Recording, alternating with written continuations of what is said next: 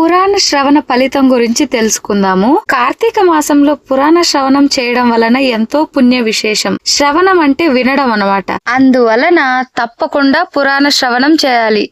ఆ విధంగా చేయడం వలన విష్ణులోక ప్రాప్తి కలుగుతుందని జనక మహారాజుతో చెప్పిన వశిష్ఠుడు అందుకు ఉదాహరణగా ఒక కథను చెప్పడం మొదలు పెడతాడు. కళింగ దేశంలో మందరుడు అనే ఒక పేద బ్రాహ్మణుడు ఉండేవాడు. మొదటి నుంచి కూడా ఆయన ఆచార వ్యవహారాలు పెద్దగా పట్టించుకోకుండా తనకి తోచినట్టుగా జీవిస్తూ ఉండేవాడు. కుటుంబం గడవడం కోసం కూలి పనులు చేస్తూ ఉంటాడు. మందరుడు ఎంతటి దుర్మార్గుడో ఆయన భార్య అంతటి ఉత్తమురాలు. తన భర్త సంపాదనను బట్టి ఆయన సమర్థతను అంచనా వేయకుండా ఎంతో ప్రేమానురాగాలతో చూసుకునేది.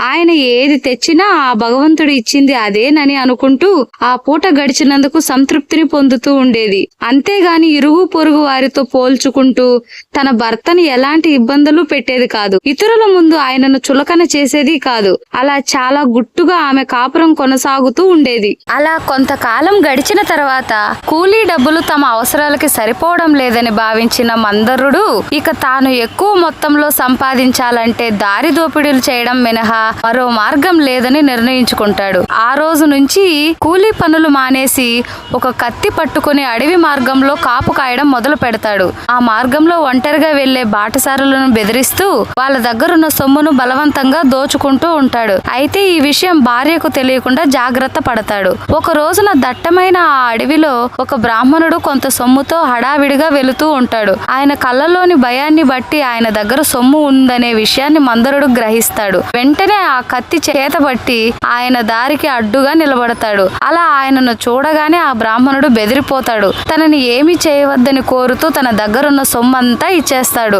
చాలా రోజుల తర్వాత అంత మొత్తం కళ్ళ చూసినందుకు మందరుడు ఆనందంతో పొంగిపోతుంటాడు. అనునిత్యం అడవిలో తిరుగుతూ జంతువుల్ని వేటాడుతూ జీవనం సాగిస్తూ ఉండే ఒక కిరాతకుడు అదే సమయంలో అటుగా వస్తాడు. మందరుడి దగ్గర ఉన్న సొమ్మును చూసి బలవంతంగా తన సొంతం చేసుకోవడానికి ప్రయత్నిస్తూ ఉంటాడు. ఆ ప్రయత్నంలో భాగంగానే ఆ కిరాతకుడు ఇద్దరి బ్రాహ్మణులను చంపేస్తాడు. అక్కడి నుంచి ఆయన వెనుదిరగాలని అనుకుంటూ ఉండగా నరవాసనను పసిగట్టిన ఒక పులి అక్కడికి వస్తుంది. కిరాతకుడు కనిపించగానే ఒక్కసారిగా దాడి చేస్తుంది.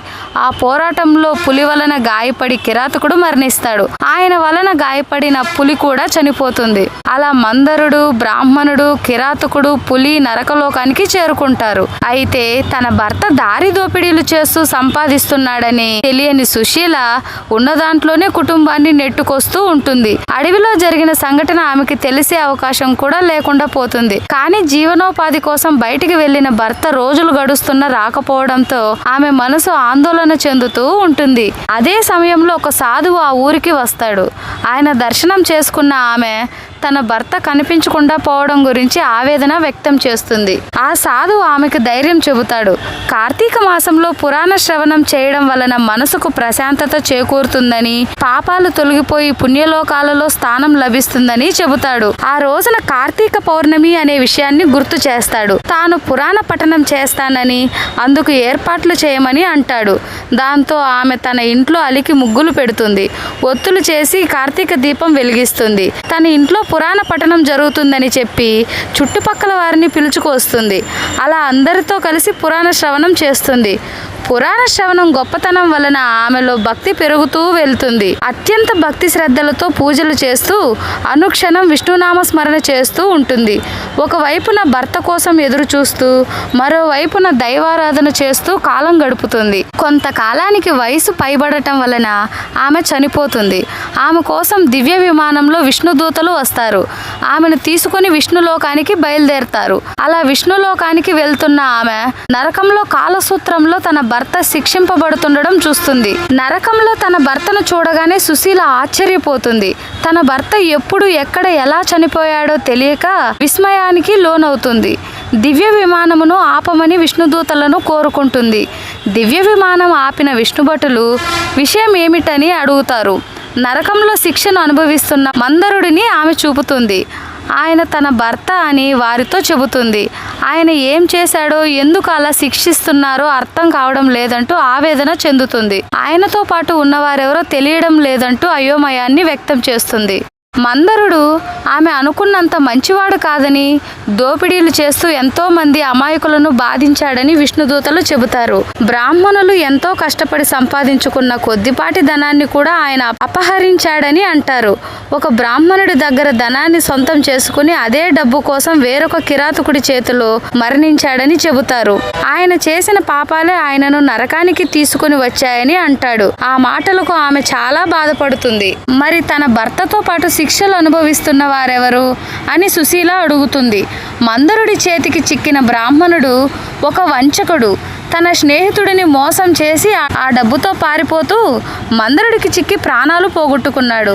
ఒక కిరాతకుడు ఎన్నో జంతువులను చంపిన పాపాలను మూటగట్టుకున్నాడు. అంతేకాదు బ్రాహ్మణులను చంపిన పాపం కూడా ఆయనకి చుట్టుకుంది. ఇక ఆ పులి అంతకు ముందు జన్మలో ఆచార వ్యవహారాలను పాటించని ఒక బ్రాహ్మణుడు.